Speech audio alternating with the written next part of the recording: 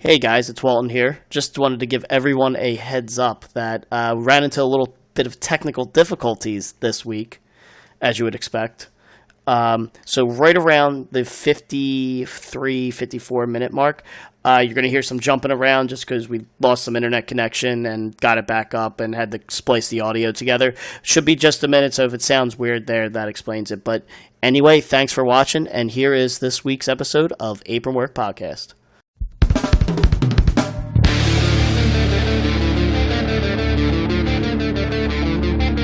Welcome, ladies and gentlemen, to episode 14, thanks for telling me, Peach, of Apron Work Podcast with Shaw Boys, the original trio, the first three, if you must, Walton, Rest Pass, and Peachy. I think that's all I got there.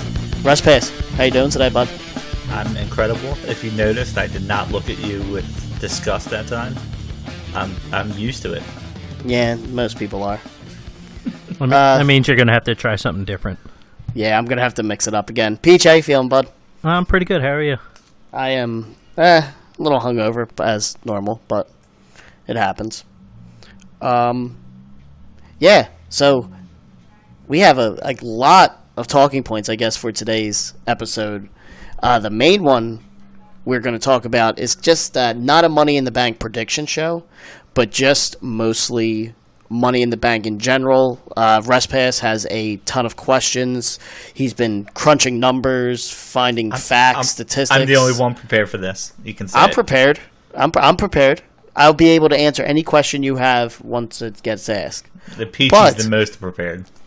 But this was a pretty big week for kind of wrestling in general. You had Dominion, which had Okada Omega 4, as well as a bunch of other matches that were really good. Young Bucks versus, was it Evil and Sonata for the IWGP heavyweight titles, tag titles? Yes, I'll get to it before Peachy does. Jericho Naito for the IC belt. Ospreay versus, who's it? Takahashi Himiro. I forget the guy with the cat doll, which was apparently Tanahashi.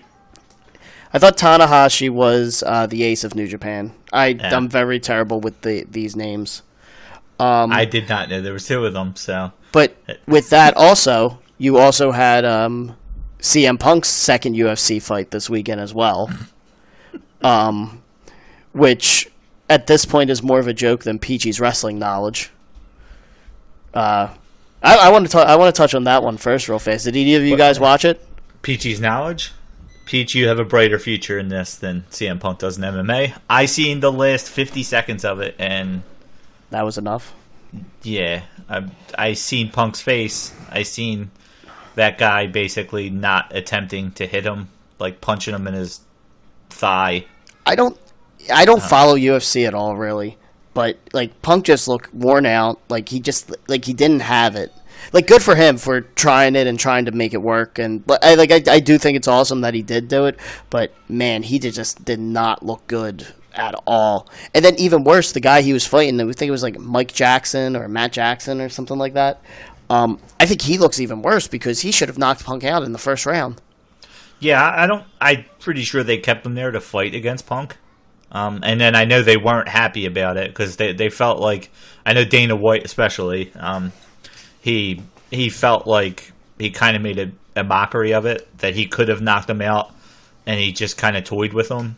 Yeah. And unfortunately, UFC, people want to see knockouts. They want to see blood.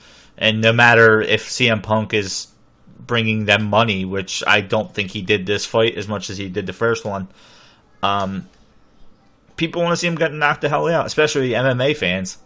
Yeah. He's some wrestler coming in their thing. They want to see some unknown 0-1 guy knock him the hell out in 10 seconds. That's actually one of the few times that MMA fans want to see a quick fight. It was funny. I read online.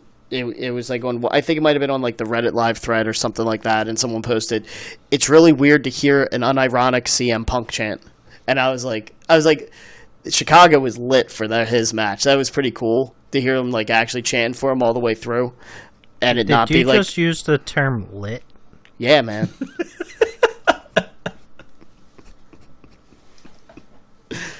Oh man, that's Peachy's comment on the Punk. Did you watch the Punk fight, Peach? I did not. That was last night, right? Yeah, I watched it. That's not worth it. I'm sure it'll pop up somewhere. Like I said, I watched the last 50 seconds. Peach, he made it to the scorecards where he lost 30-26 unanimously. Did he win any of the rounds? Because I didn't even watch. Like after the fight was over, I thought I heard someone say that not that he won the first round, but he could have had a shot at winning it because he looked. I think just that guy Jackson. Even at the end, they asked him about it, and he said, "I'm just a laid back kind of guy." And I'm thinking, why are you in MMA? Yeah. MMA's not for guys who's like, "Oh, I'm beating him. Let me just sit back." He was worried CM Punk was going to knock him out. What? Yeah. CM Punk looked like Rocky at the end of the third round.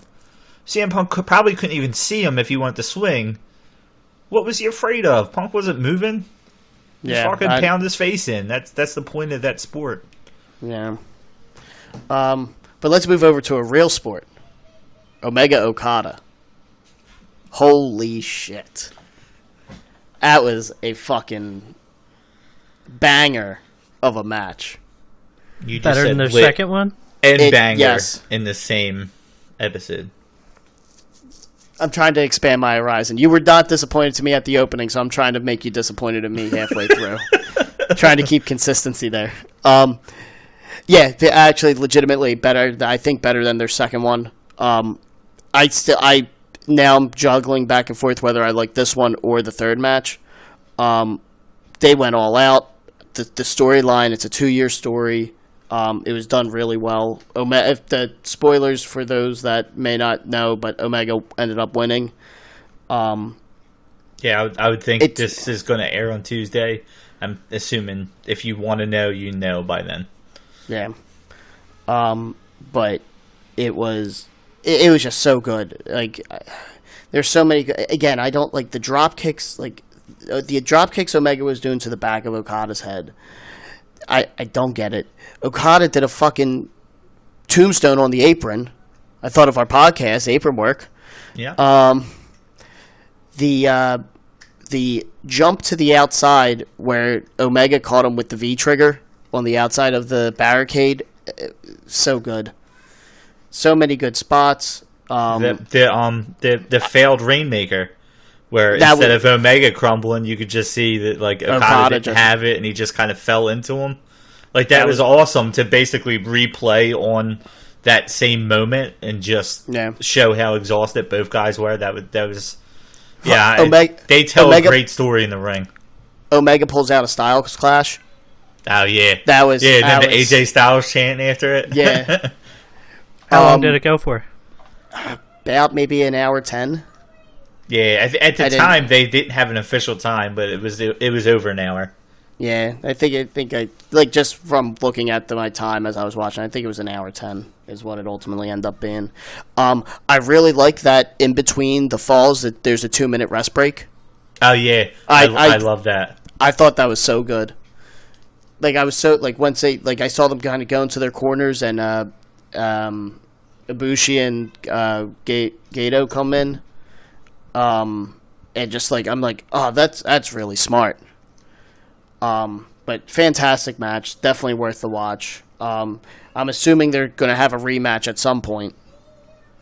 I don't know. I don't know New Japan's kind of pay-per-view schedule, so I don't know when their next kind of really big one is for a possible rematch. Well, and we can call back to last episode where our buddy Jared was here. He was wrong. We were right. We both said Omega was going to win it. He said Okada was. It opens everything up. That's the beauty of it. Eventually, Okada's going to come back. You got the Cody feud. You got an Ibushi feud. You know, it opens so much more up. And honestly, it's funny watching that match. I was like, to me, I thought it was predictable. And then I watched it, and I thought Omega was going to win. When Okada got the first fall, and for those that don't know the order, Okada gets the first fall and Omega gets the next two. I didn't think he was going to win. So when he won, it was like I don't know if it's just I just watched the other matches. I was like, oh my god, that's so awesome! He finally did it. Where when I spoke to Jarrett at work, he felt like he said he didn't feel anything, so he has no heart. The other move I remember is I don't know how the hell it was possible. Omega reversed a Rainmaker into the One Wing Angel. Like, it was towards the end, I think. I think it was during the third fall. I don't know if it was the One Wing Angel that finished the match or if it was. I think it was one of the ones right before it. But he reversed it into a One Wing Angel, and it just is so good, so good all the way through. But let's digress off of that because we could probably talk this entire episode about that and move over to what we want our topic of the week to be. Money in the Bank, because the Money in the Bank pay-per-view is coming up next week, or Sunday the 13th, 14th, 15th, 16th, 17th. I don't know the calendar. We'll go the 17th. Money in the Bank. Today's the 10th. Today's Sunday. I just found out today was the 10th, so thank you. You're welcome. Actually, no. if you're listening to this, today's probably the 12th. But we record this on Sunday night, and we will be watching Money in the Bank while we're recording next week. Yeah, hopefully we get this out on the 12th if the person that edits isn't lazy this week. Yeah. Or hungover. Yeah, that's or always... both. Yeah, or both. But no, Russ Pass, let's turn it over to you, because you did some preparation for this one. You got a bunch of questions, some facts lined up, so take it over. Start, let's get the first pitch going. Okay. Yeah, I don't really know how to start this other than asking you guys questions, I guess. About let's start at the beginning. That's always a good spot to go. The beginning. Well, no, let's start the second one. Okay. The second Money in the Bank pay-per-view. What year was it? Now, well, like you said, the biggest thing is...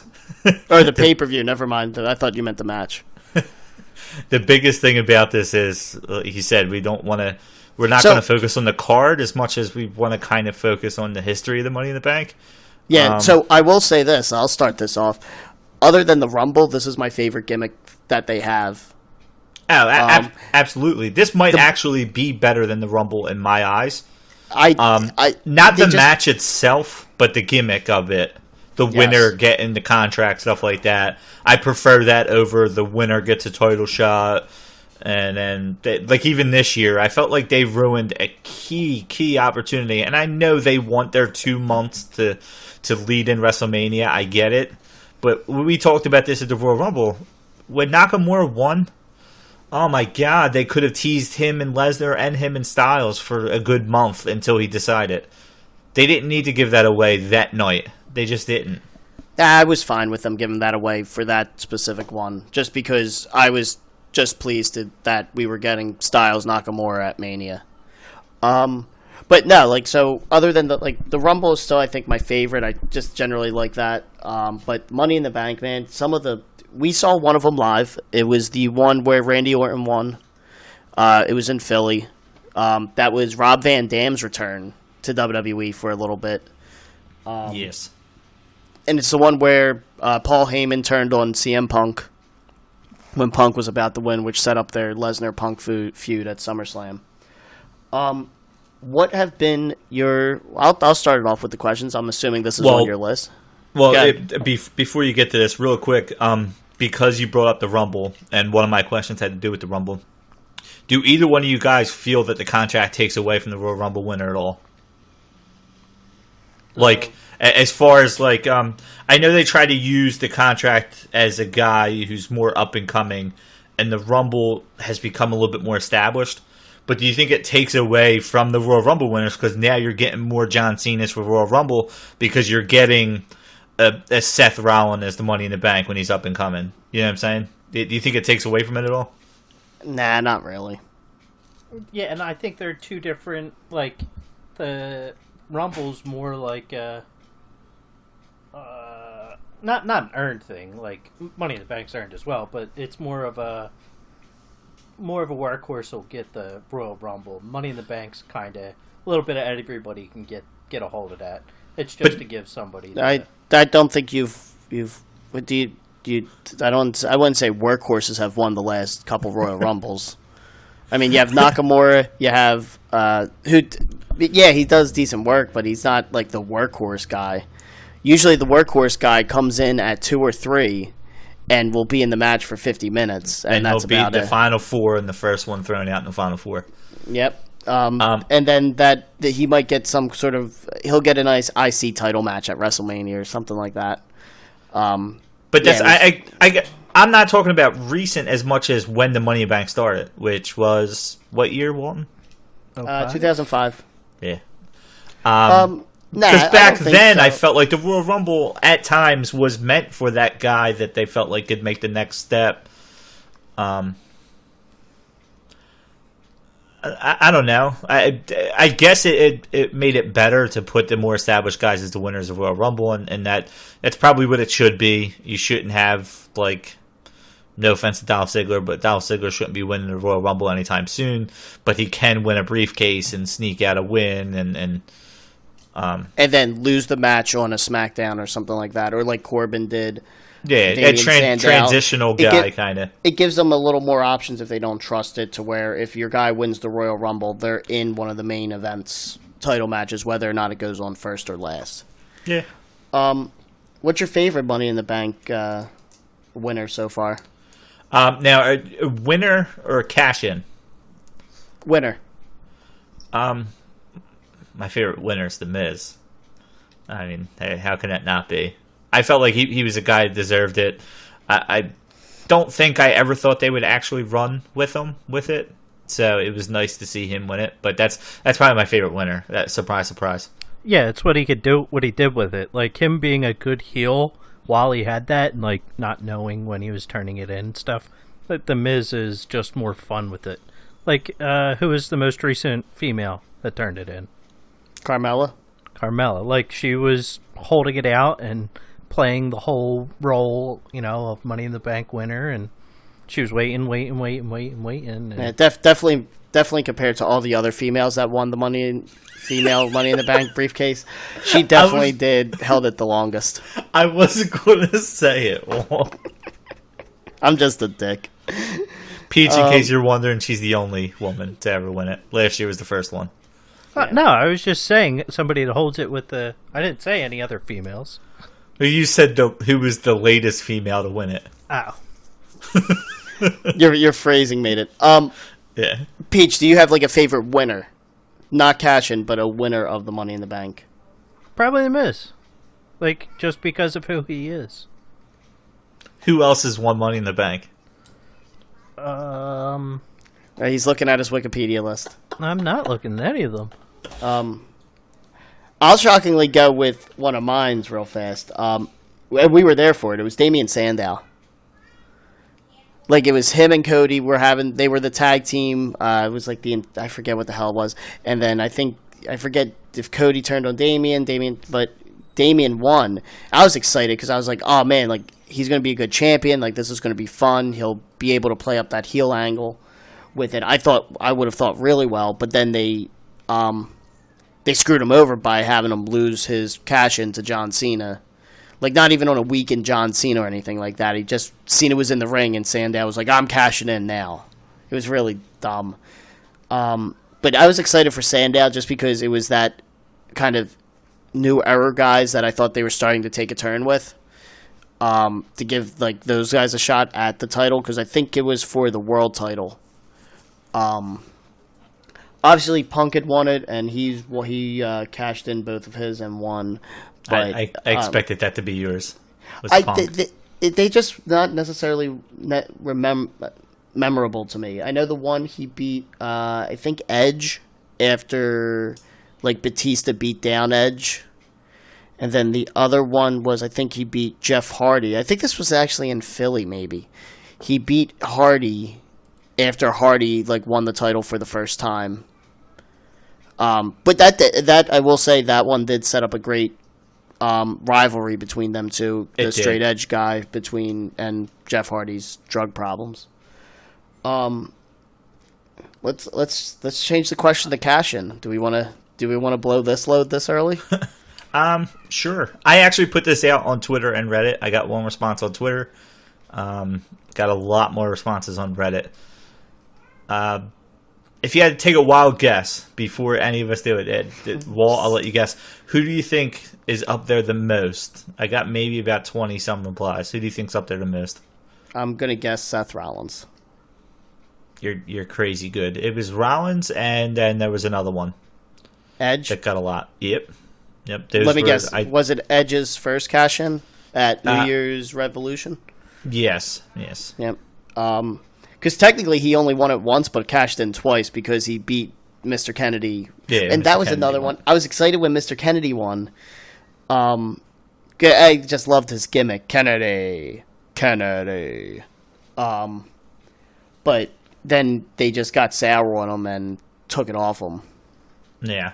I guess I'll go to mine, though, to keep it on there. It's actually the same as the one Twitter response I had. My favorite cash-in has to be Rob Van Dam. And it's not as much the cash-in as it was the match that led to it.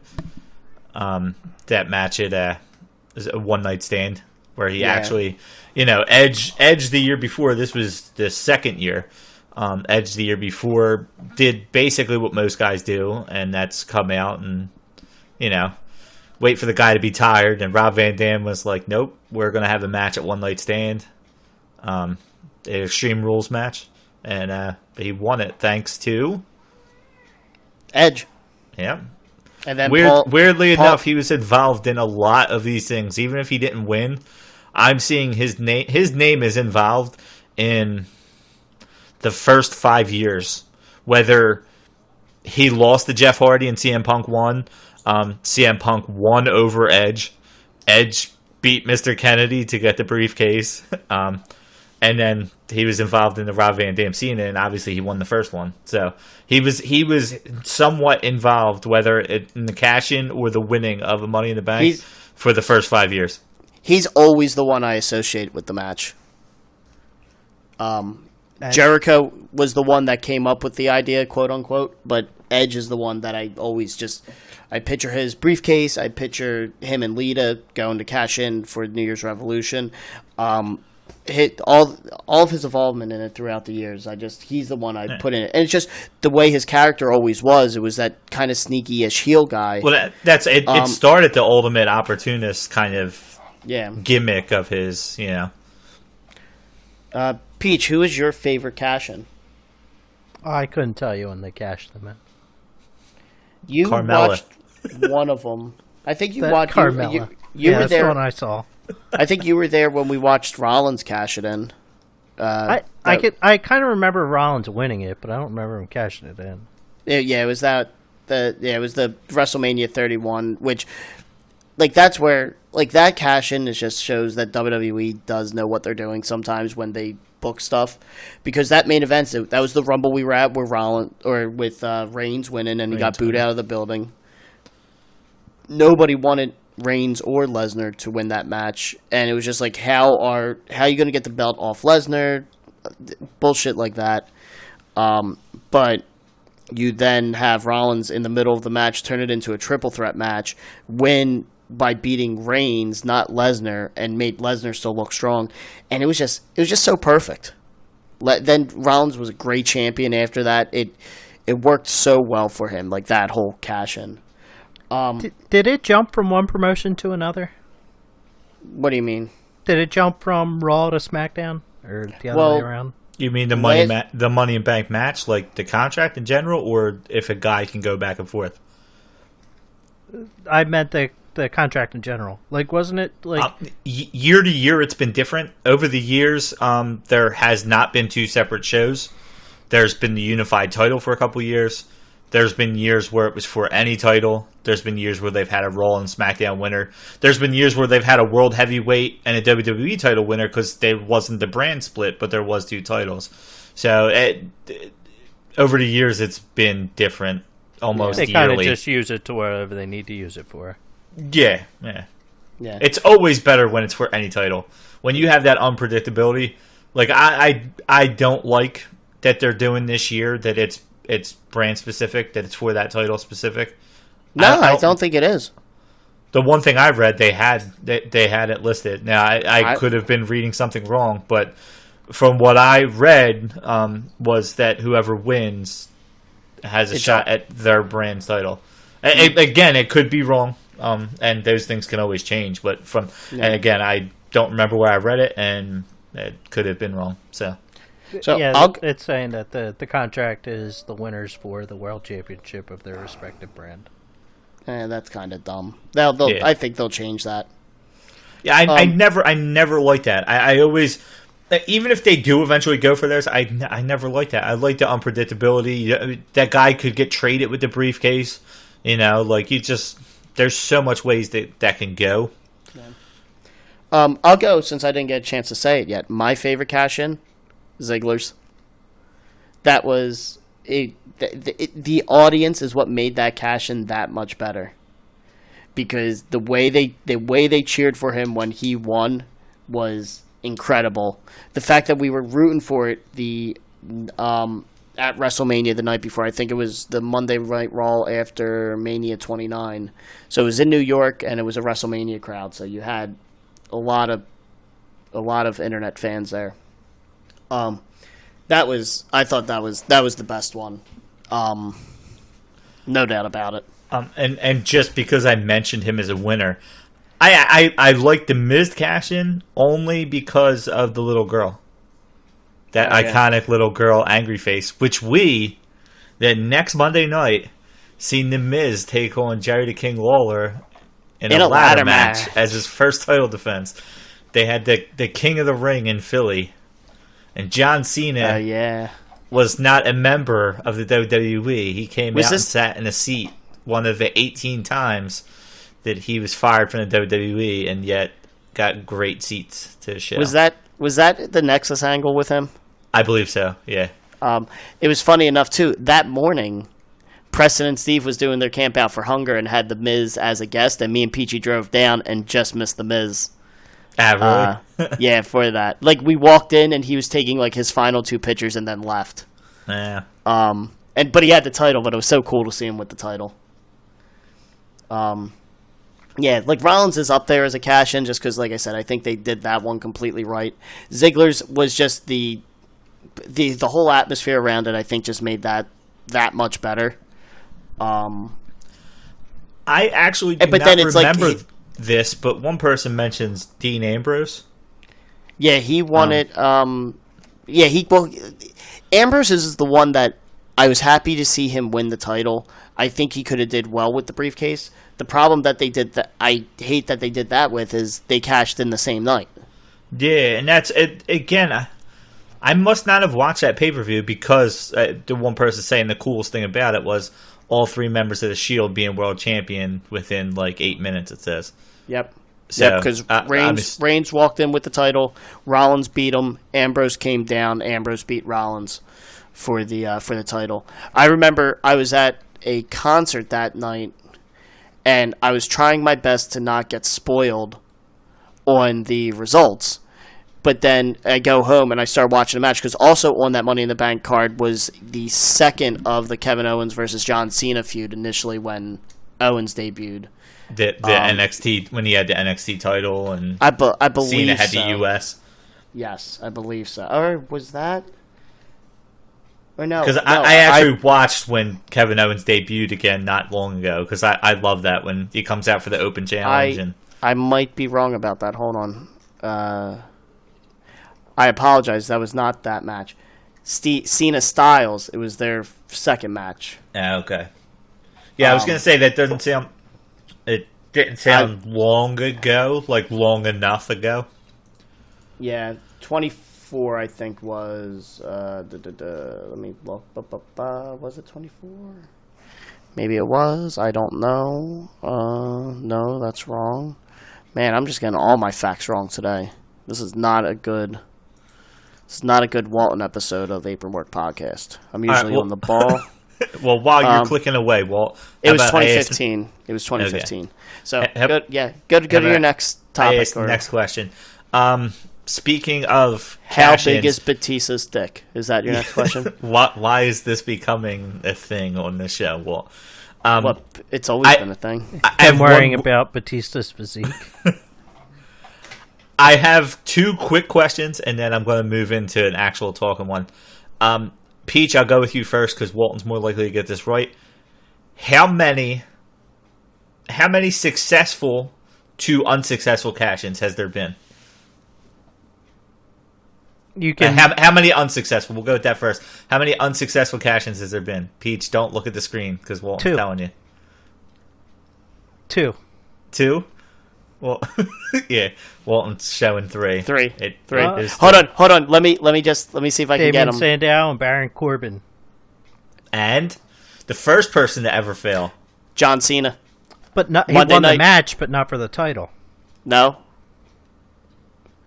Cena won his cash-in match against CM Punk via disqualification after Big Show interfered, but failed to win the title because championships cannot change hands. I did not say if somebody won or lost. I said unsuccessful cash-ins. Yeah, I didn't. I knew.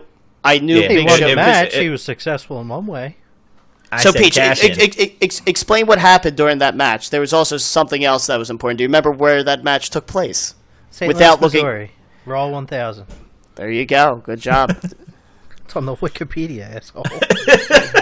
Yeah, I can. Can't I always could- trust Wikipedia. Yeah. But no, so Big Show, I remember, did interfere because it set up that dumb triple threat match at SummerSlam between the three of them for whatever reason Big Show was involved.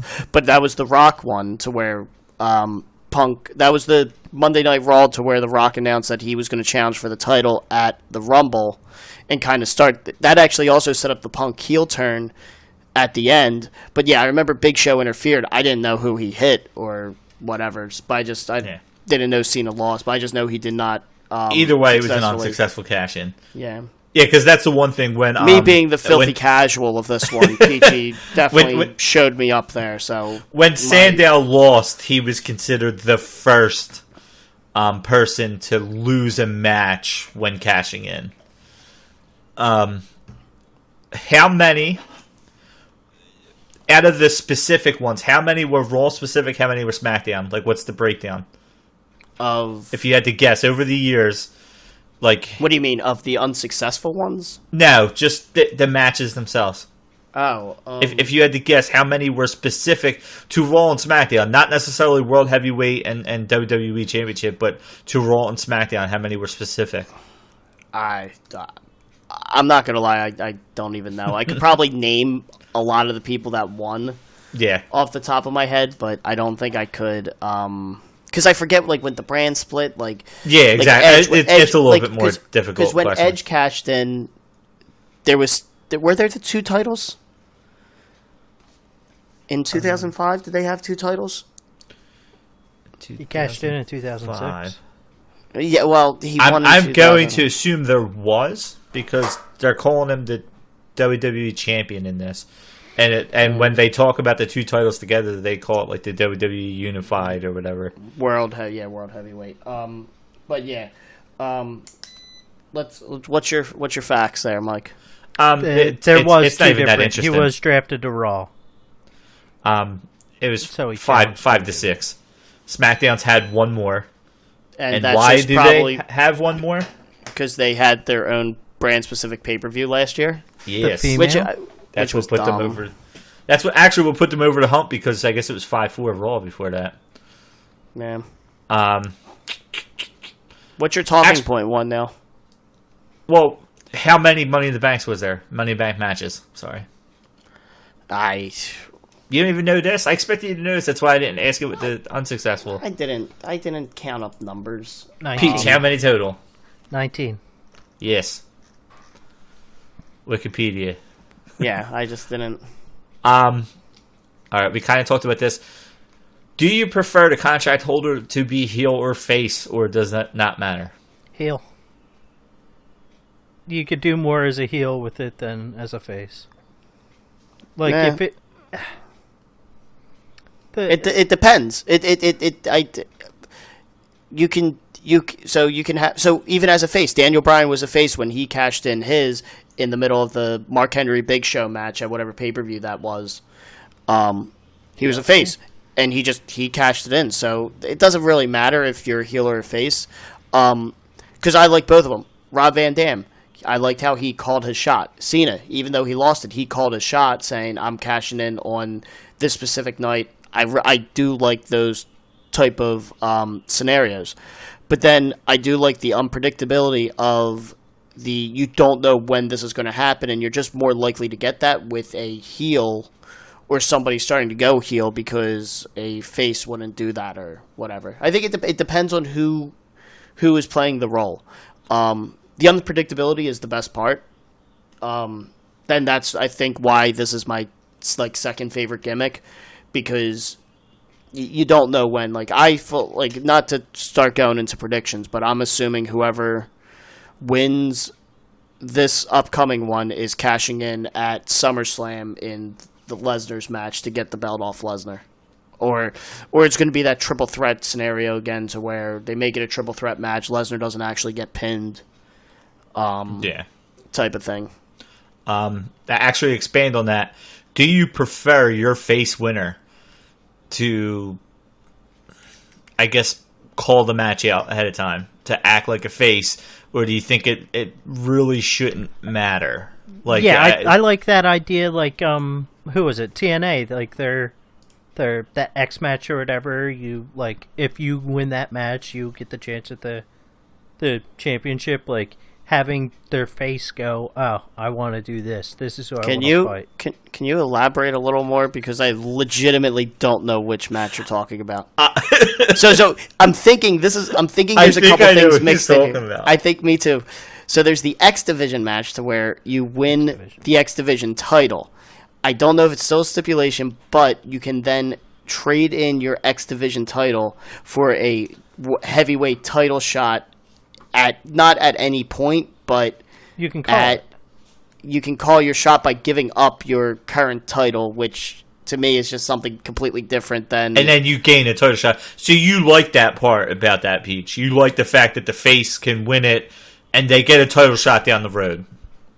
Yes, but like the face turning it in reminds me of like that TNA match, that style. What was your favorite X Division match? I liked when AJ Styles won. I don't even know much about X Division, so like I can't even like necessarily make a joke about that much. PG has been studying since we mentioned it. Yeah. On a previous episode, which I don't think it was last week. I think it was the championships, wasn't it? That was the championships episode. Maybe. Yeah. But what was the question? Do you like it when they call their shot? Like, would you rather your face winner call a shot? I do like the calling of I do like the calling of the shot. It helps set up the match a little bit. But again, it all depends on the match. Like, just throwing this out as an example, Miz wins the Money in the Bank briefcase this week. Somehow, Daniel Bryan becomes World Heavyweight Champion, or WWE World Heavyweight Champion, in the interim while Miz still has the contract. I don't see, nor do I want the Miz to sneak attack Bryan to win that title. Because of their storyline and their feud, heel Miz or whatever, he has to call his shot for like Mania to say this is the title match that I would want. Again, it all depends on like the story. So like Baron Corbin was the last SmackDown winner, and he just interfered in a fucking Jinder Mahal John Cena match, which, God, I'm about it. It was rough to stay awake saying that sentence. But he's the way he's kind of set up is he's better for a run-in.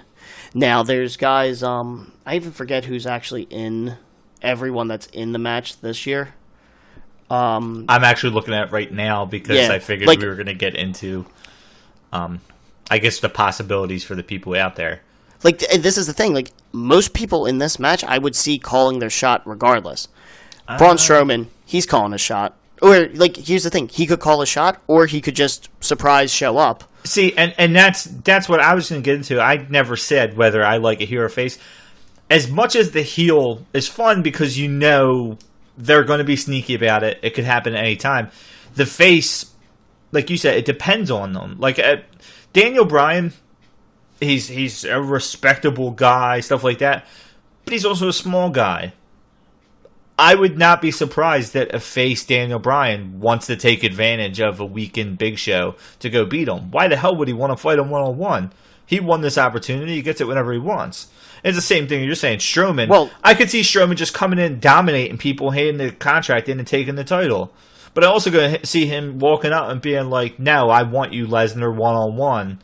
You know, like, it leaves that unpredictability a little bit more that it could be a match. No heel is coming out. Like you said about The Miz, storyline purposes, it's great. Why would a heel ever come out and take that match? Like, why would he?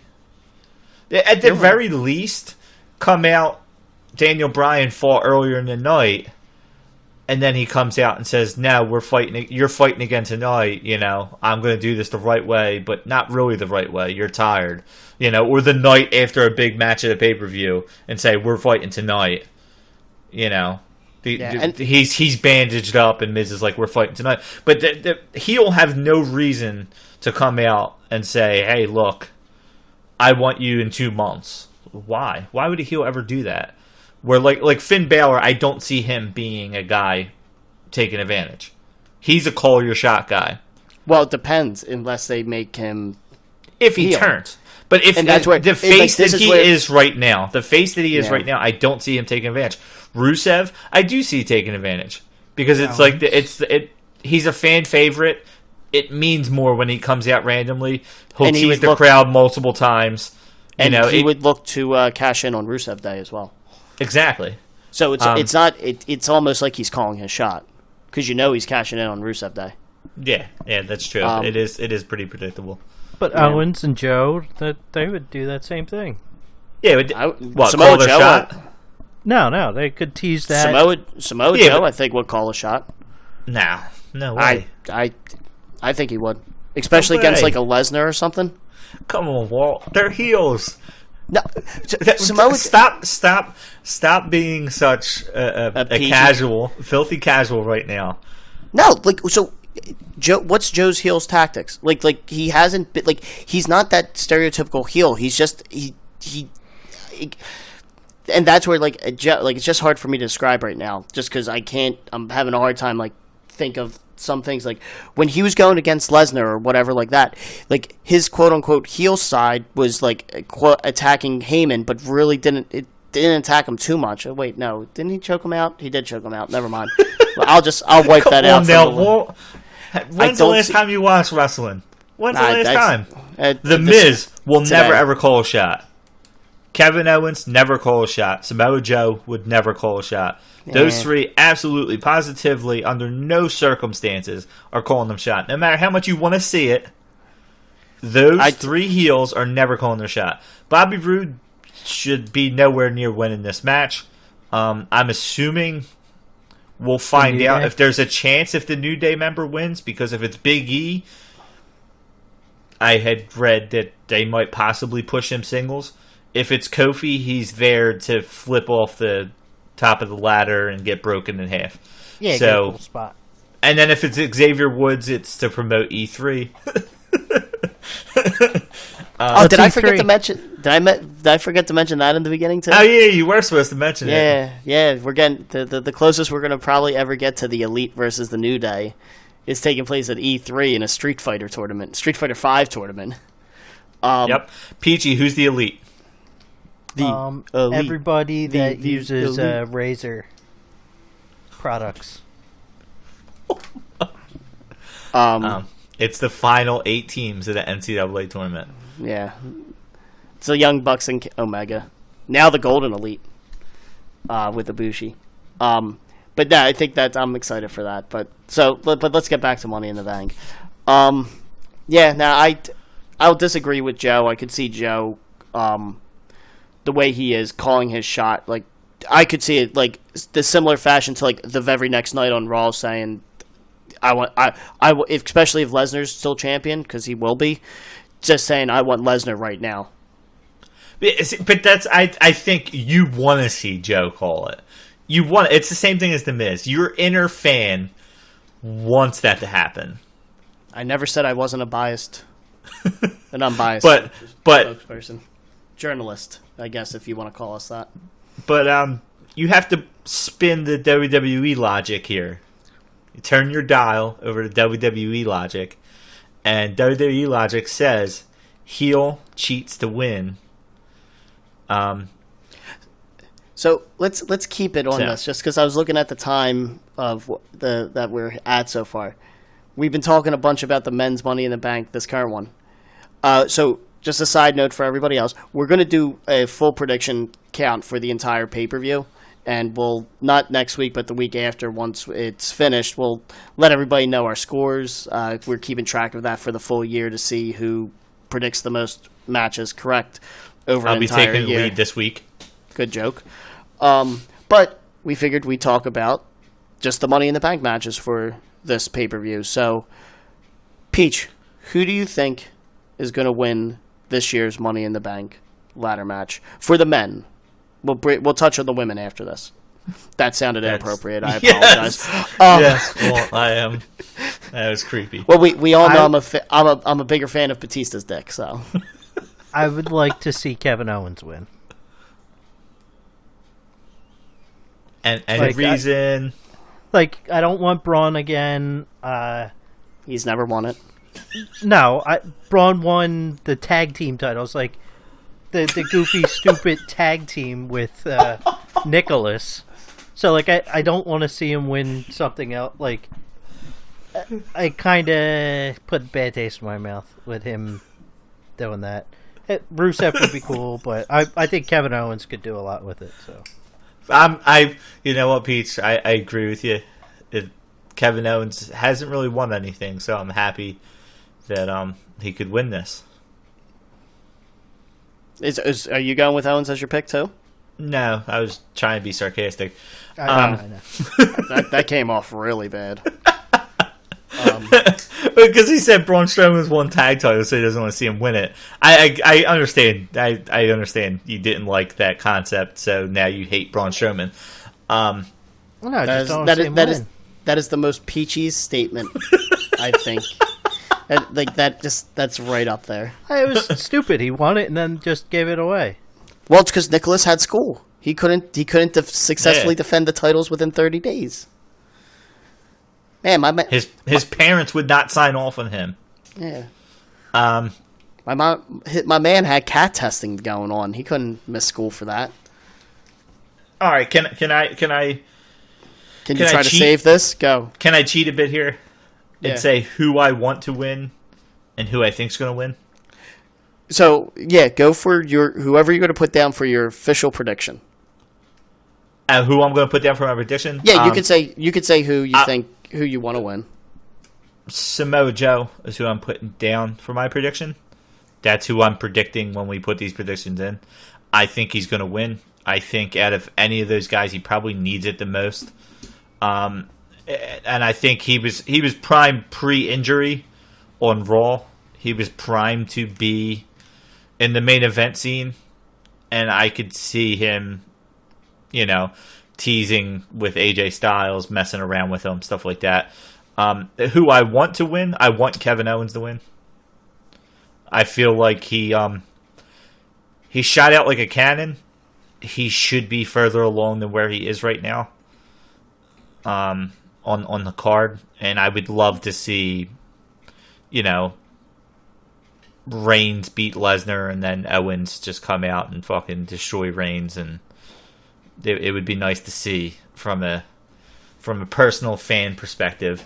But I'm guessing Samoa Joe. Yeah, I'm in this. Well, actually, nah. Surprisingly enough, I don't really want to see Owens win. I think he'd be good with the briefcase, especially because he could have Sami Zayn hold it for him and shit like that, and I think that'd be funny.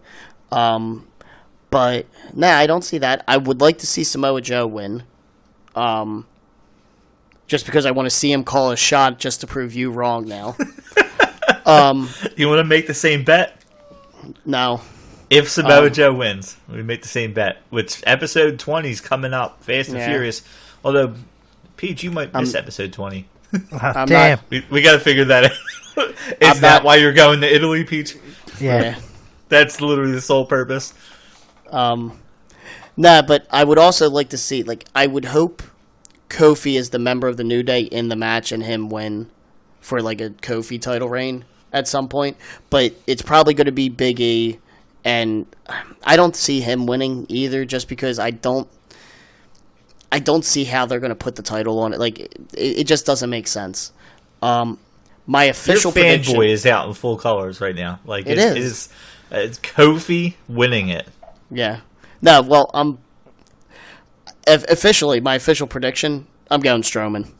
I'd see Strowman winning this, because I see him cashing in at SummerSlam during whatever Lesnar match there is and winning it there. That's what I think the ultimate thing's going to happen.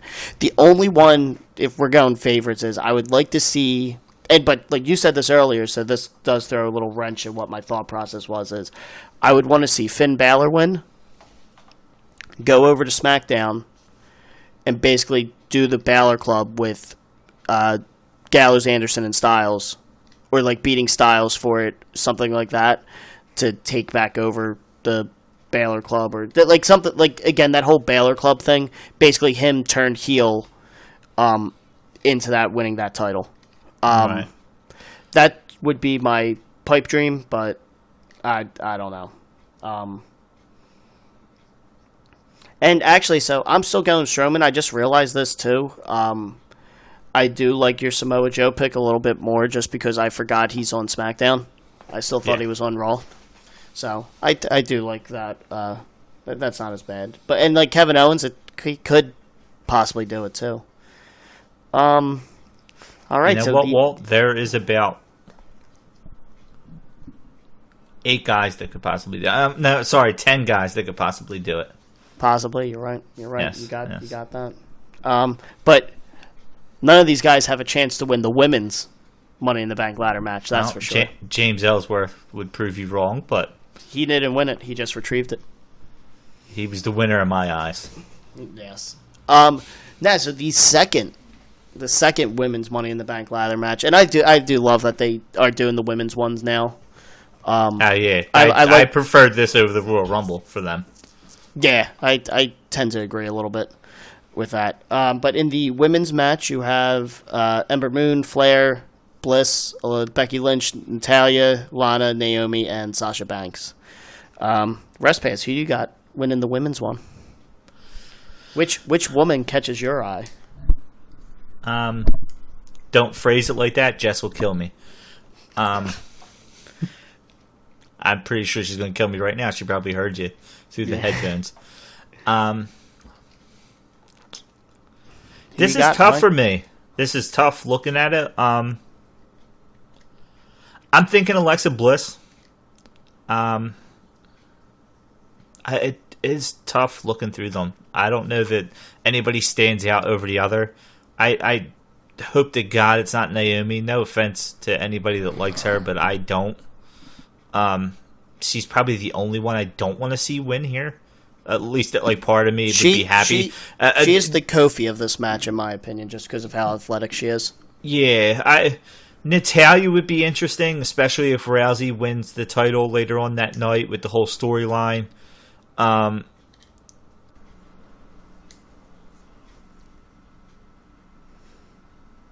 So, after that brief technical difficulty, we are back. Pass, you here? Yes. Yeah, there we go. You're welcome. It's always me, and I wouldn't have it any other way. Yep. So let's just jump right back into what we were talking about. So you were just kind of giving your prediction on the women's Money in the Bank ladder match. I think last thing we kind of heard you say was it'd be cool if Natalya won. Oh, I actually blocked out after that. I talked for a little bit. So my portion of this is going to have me saying it. I said it would be cool if Natalya won. I could see Alexa Bliss winning. I realistically see this being a year that somebody tries to cash in and fails, because I don't see them waiting too long on the women's side of it, since Carmella successfully did it this year. And I see Rousey win the title, somebody trying to cash in on Rousey, and whether that happens now against Nia Jax or down the road, Rousey win the title, I see somebody trying to cash in on her, and then Rousey being Rousey and stopping them. So I'm going with Alexa Bliss. Fair enough. Peach, who do you have? Well, I was kind of pointing out that I think it would be kind of cool if Lana and Rusev would both win Money in the Bank. I think that would be a good little, couple of them having, just different times when they could cash it in and both being there for each other. But I don't see Lana winning it. Well, you're just such a family man, so that makes sense. That is like a nice little love story. Well, yeah. Well, I just think they're both good bad guys. They're technically good guys right now, aren't they? He's still Russian, and he definititely waves the flag. He's still Russian. He was never Russian, first of all. Yeah, he's Bulgarian. Bulgarian. He's the Bulgarian brute. Mashka. I had to fix the Bulgarian flag. We are sorry to all of our Russian listeners out there. We don't assume all of you are bad. Just most. Oh my god. Whatever. I see Sasha Banks winning it. Really? Right, is that your prediction? Is that the one you're going for? That is my prediction. Fair enough. In-depth analysis, Peach. Yeah. You threw us a curveball. Talk about Lana, Russia, and then Sasha Banks. See, I don't know who I got winning this. Like, part of me... Russian Sasha Banks.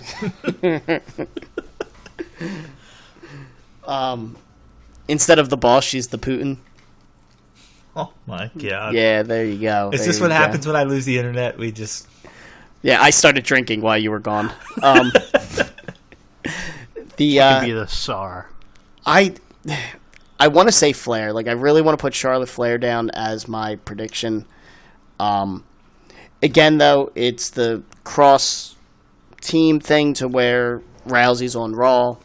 If Flair can't cash in on Rousey being on Raw, like, that's where, if Flair wins, she's calling her shot. And my only concern is, which sucks, is that I was hoping we were going to get Flair Rousey to main event WrestleMania this year, WrestleMania 35 in New York. I think, like, you have Flair win the Rumble, but I have a hard time seeing anybody else in this list actually winning and carrying around the contract. Lana's honestly the only one I really see with the ability that it seems like it would make sense to actually carry around the briefcase. I actually agree with Peachy a little bit. I see Sasha Banks. Sasha Banks seems like somebody who would walk out with a briefcase. Honestly, Alexa Bliss, I think that's why I picked her, because I feel the same way about her. And they, for whatever reason, they just love her. Like, they push her to the moon, and that's why she's my pick more than anything. Honestly, I'll go with an underdog. I'm going Becky Lynch. I think Becky Lynch will take the belt off of Carmella, and that will possibly set up like a Becky Lynch Charlotte Flair feud at SummerSlam. Charlotte will probably lose, and then hopefully that kind of pushes the Flair Rousey match to Mania by having Flair win the Royal Rumble. That's what. Right. So I'm probably going to go Becky Lynch as my kind of pick for that match. I'm excited for it. The last year's match was weird just because, again, like you made mentions to it, James Ellsworth actually climbed up and retrieved the briefcase. Yeah. I know a lot of people were pissed about that, but I loved it. I loved it. I thought it was. It worked so well. I thought it was great. I love James Ellsworth too. So I understand people's issue with it. It was the first one. I get it, but it's something you've always wanted to see in a Money in the Bank match. At least me. Any ladder match, I've always wanted to see somebody go up there and retrieve it for somebody else. I've always wanted to see it. So then you got that, and I realized it was a male doing it for a female. There was probably a better way to do it. I disagree. Have another female do it for her, whatever. It's more because of the women's revolution, and they can do anything a man can do, and now you need a man to go up there and get the contract. Now, the funny thing about it is James Ellsworth, they basically had as Carmella's woman. So, in a sense, it's showing that any guy who acts like a woman can do anything a woman can do. That's the way I took it. I guess so. I thought that was fun. Like, I don't think you're going to get no like stupid shenanigans in this one like that. I don't know. This one looks a little bit more serious. Like, yeah, I'm thinking it's going to be a good match. I'm excited to see what happens. I think like this could be probably one of the better matches on the card that night. I think they're going to say one of the better women's Money in the Bank ladder matches we've ever seen. It probably will be. It's either going to be the best or the worst. I don't know which. It'll be top 3. Yeah. Definitely. Peach, why will it be top 3? There's only 3 matches. Yeah. 2. Actually, technically, 3. yeah, there's 3. Yeah, Peachy's right. There's 3. Yeah. So we got our predictions there. We'll, in our little group text, we'll figure out who's going to win the other stuff and get those down so we can continue with the scoring there. But Respatch, you had like 2 or 3 other questions you wanted to ask real fast before we finish this up? Yeah, really quick. I think the one is going to lead into you talking more. So I'll say, do you prefer the Money Bank at WrestleMania or its own pay-per-view? I wish it was at Mania. Peach? Its own pay-per-view.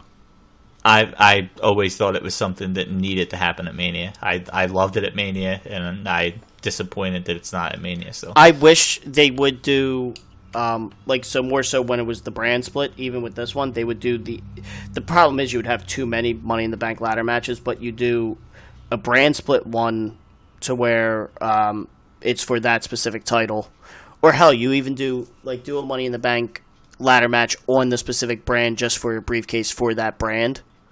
And then you do one at Mania, which is you can go for any title that you want, kind of open it up that way. I forget which one of you maybe has said it in the past, but how cool would it be if a Miz, he gets the Money in the Bank briefcase and goes for the IC title to beat Jericho's reign. Something like that. That was me saying that, actually. Yeah. It makes sense because it was a logical wrestling statement. But have the Mania one be something like that to where you can go for any title at any time type of deal, and then have brand specific ones there. But yeah, hands down Mania. Also, ladder matches at Mania are always great. Yeah. So that's here's one thing that's always irked me, and I said irked, about the Money in the Bank qualifying matches. I've always thought that they should have some type of tournament leading from the pay-per-view before it. Do either one of these care? Do you agree, disagree? What, that it should be... There should be some type random matches. Yeah, basically from that pay-per-view before it, whatever it happens to be that year. Almost having a tournament leading into it. Didn't they do it this year? Didn't they have qualifying matches? They have qualifying matches every year. Not a tournament, yeah. That's what I'm saying. You almost have a tournament. Yeah, I don't know how you always want 8 people in a match? Like, if you do a tournament, what are you going to do? Top 4? Well, you do a 16-man tournament on both show, and then you have the 4 guys remaining or something like that. They've had other times where they've had a certain amount of guys make it, and then they have the last chance battle royal. I'm assuming they did that again this year. I haven't fully paid attention. I don't know. I've always thought the lead into it, and honestly, I've always thought about the Royal Rumble that I love it when they have matches to make the number 1 and the number 30 entrant and stuff. I love when they do stuff like that instead of it all just being random, because there's storylines to it. And I don't know. I guess I always thought there should be something more than just Kurt Angle showing up and saying Sami Zayn is wrestling Braun Strowman for a spot in the Money in the Bank, and you're like, oh, I'd like the idea of having matches up to it, whether it's just qualifying or tournament. It doesn't really matter to me. Okay, I thought that was more of a me thing than anything. I think a tournament style thing could be fun, but I think it'd kind of be difficult, especially doing it over both promotions. Like, how far out are you going to go? A full month, and then do it every week? Well, that's the thing. You have 16 guys. That's 8 matches. Yeah, you have it over the course of 2 weeks. I guess so. I don't. When was the last pay-per-view? How long ago was it? I feel like it's been forever since we talked about Backlash. Well, because Backlash was so terrible. Yeah, and I watched it. Bro, I'm No, I sorry. didn't. I watched part of it maybe because I think we were recording during it. Yeah, while we were doing this. Yeah. Nah. So what's your last question? The last one is the most interesting one to me. Should NXT have a Money in the Bank contract as well? I like more idea of a tournament in NXT. I do not think so. No. I I found it interesting that they were having the NXT before the Money in the Bank this year, and I actually thought they were doing it for that reason. nah, they do 5 takeover specials a year, and they do it at the 4 majors. But the problem is there's such a big gap between Mania and SummerSlam. They just threw one in the Money in the Bank weekend, just because Money in the Bank is basically the big 4.5 type thing. Right. I think NXT. When did they have their 5th takeover last year? Real quick. What do you mean? When did they? Do you have remember it? when they had their NXT takeover, their 5th one, their non-Big 4 one last year? Was that Money in the Bank? Nope. They had one before Money in the Bank last year because Nope. last year. Where was it? Backlash. Was it in Chicago? Yep, it was in Chicago. It was not okay, Money in the then- Bank. It was also in Chicago. It was. And That's what big moment happened in Chicago? Peach. CM Punk. It's directly correlated to this Chicago NXT takeover. Tyler Bate versus Pete Dunne for the UK Championship, which was match of the year for me that year. Yes, that's what's related to the main event of this year's takeover. It's not the main event, I don't think. No, you had. I know Ciampa it's not the turn main on. event. I'm talking about the main event from this year. It was when Ciampa turned on Gargano at the end of the night. They main evented instead of it was Bobby Roode, Hideo Itami. They did not main event. They main evented with the Authors of Pain beating DIY, and the night ended with Ciampa turning on Gargano. So that's Chicago last year, Chicago this year. It's incredible. I think so. My opinion on the NXT Money in the Bank ladder matches, I'm not a fan of it because I like the idea of NXT doing stuff that's different than the main roster. Obviously, you're going to have some crossover in like Steel Cage ladder matches, stuff like that, hardcore matches. Those you're going to have crossover, but like NXT has War Games. The main roster does not. That separates NXT. So what would I like to see? Like a King of the Ring tournament or something like that in NXT. Or I don't even think of what else, what other gimmick matches you could kind of do.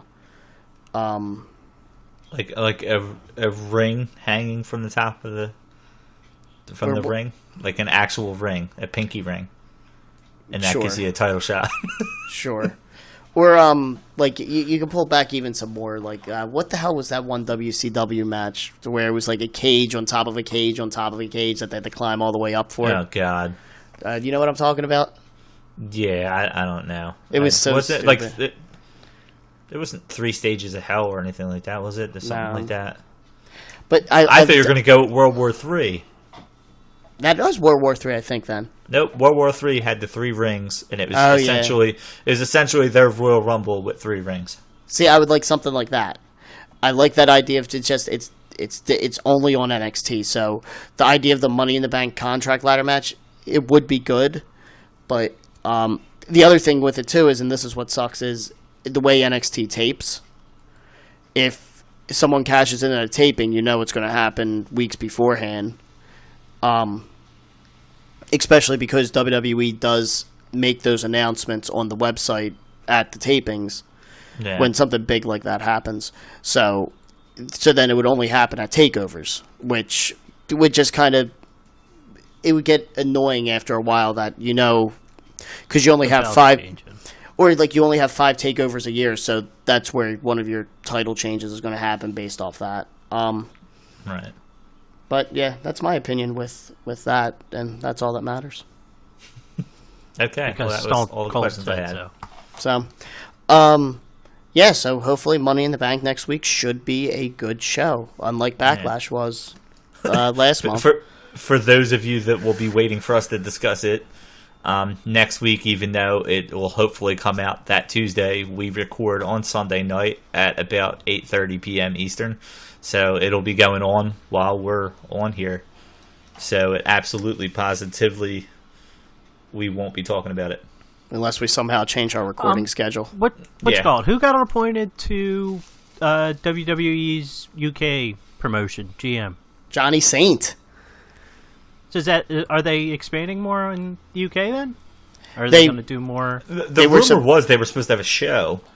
Yeah, they were supposed to go up against ITV, I think is what it was, or King of Sports. I forget what the hell it was. I don't know a whole lot about the promotion, but yeah, so they tried. That's why they invented the UK Championship. They're doing the UK Cruiserweight tournament, or not Cruiserweight, the UK tournament in like 2 or 3 weeks, I think, over there. And hopefully it's going to be a start of, like you said, a TV taping for the UK scene, which I'm pretty excited about. But the problem is, I think it was just money. Like, they didn't.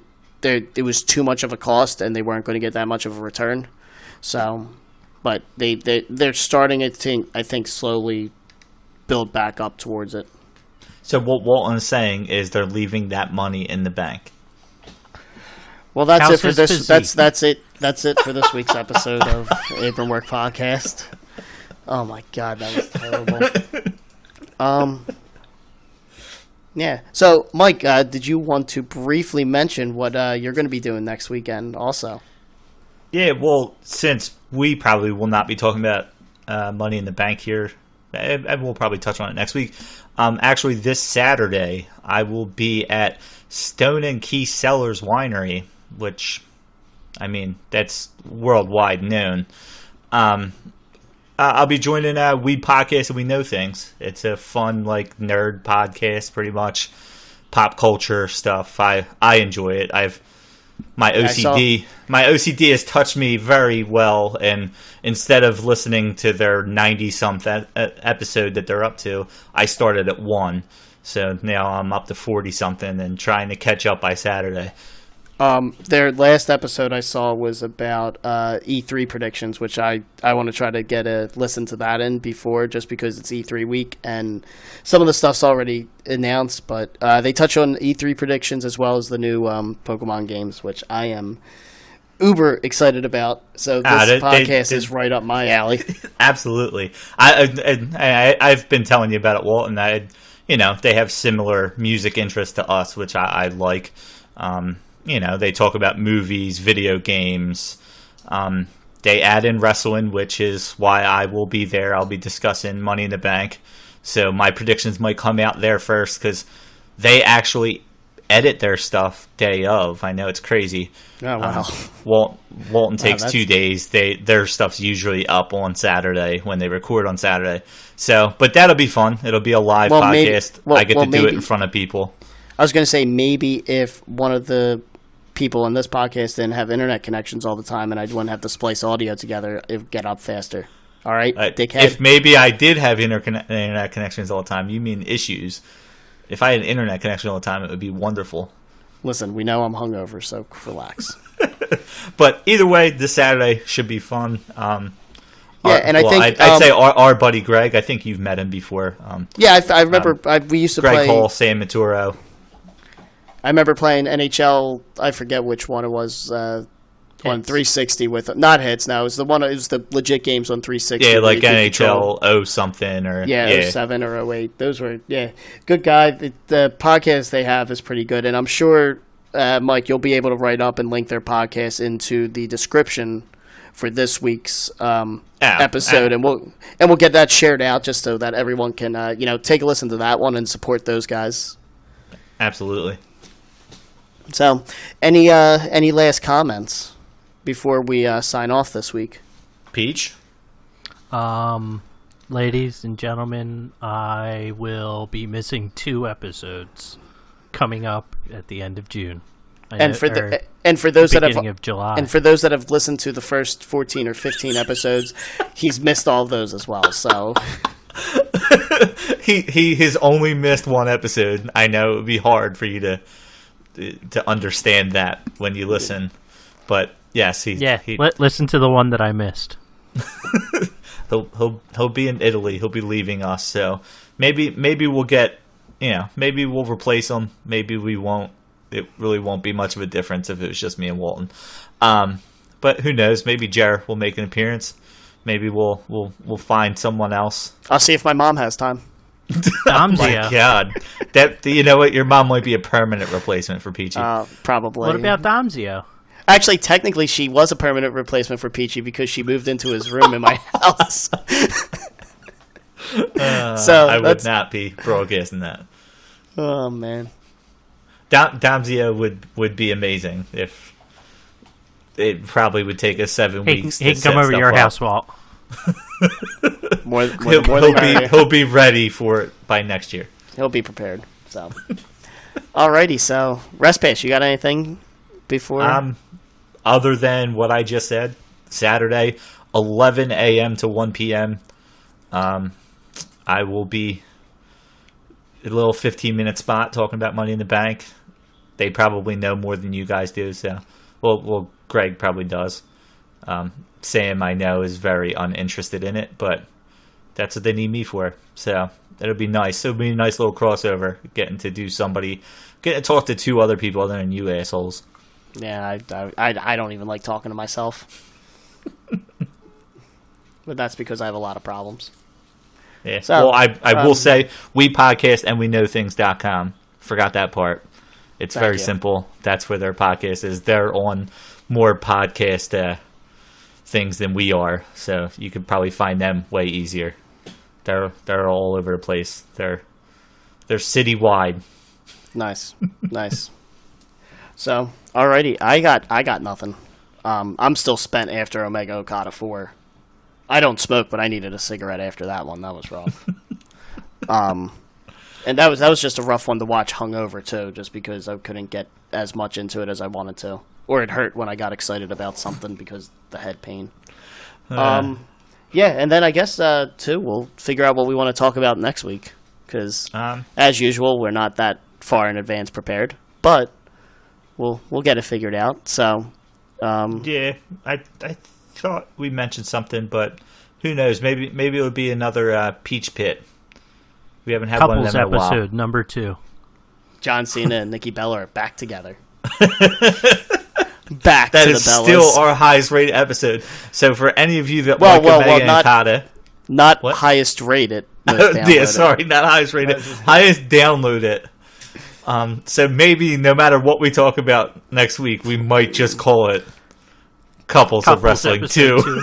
If you're listening and you haven't downloaded before, please download Omega Okada episode just so the couples one is worth not it's not the high. I don't want that to be the highest one. I don't want it to be. Omega Okada. You know what? It's for the casual fans out there that don't know those names. And I know we have some people that listen. We have friends that listen that are not really into wrestling, and they'll probably see Omega and Okada and have no clue what that's saying. But if you're listening to this one, listen to that one. One of our friends that asked me to make the matches available for him so he can watch all 3 and the 4th one. So I'm very excited. Is that why your Plex is back up and running? I seen. I haven't had connection to it in a while, and then the other day I noticed it was right back up. So. It might be back down again because it was having issues with. But that's beside the point. So yeah, I guess we're gonna sign off there just because this is a very long episode so far. This is a good spot to sign off. It is. But I guess get back to the awkward sign off until next week, everyone. Thank you for watching. Remember, like, subscribe, share, all that fun stuff. Like the Facebook Thank you for group. listening too. Yeah, thank you for listening, I guess. And that's all I got. We'll catch you guys share, next week. retweet. Text Walton. Fart if you must, just because don't hold in gas. It's bad for you. Fax us. But with that, Facts. Guys, we will catch you next week. Have a good one.